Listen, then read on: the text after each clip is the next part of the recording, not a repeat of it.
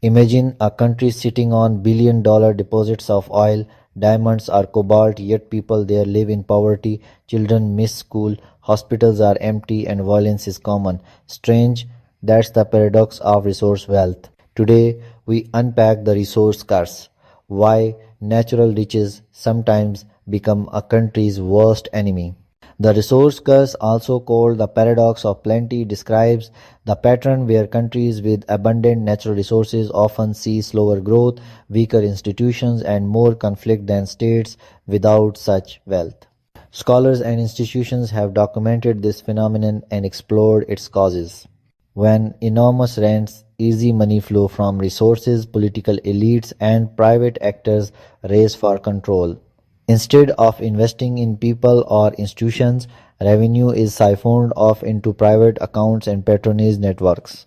Huge resource exports push up exchange rates, make manufacturers uncompetitive, and shrink the tradable sector. Resource prices swing wildly. Governments that depend on them face boom and bust cycles, boom spending, then painful cuts when prices fall. Rebels or militias capture mines and sell minerals to buy weapons. Conflict gets profitable, so actors resist peace. In Sierra Leone, diamonds financed a brutal civil war through the 1990. Rebel groups controlled mines, sold diamonds on illicit markets, and bought weapons. The human cost was catastrophic. From 1991 to 2002, Sierra Leone endured a civil war marked by forced labor and amputations. The Kimberley Process was created in 2003 to curb illicit diamonds. Nigeria's oil wealth has driven enormous rents but also violent conflict, corruption, and environmental damage, particularly in the Niger Delta, where local communities suffer pollution while elites profit.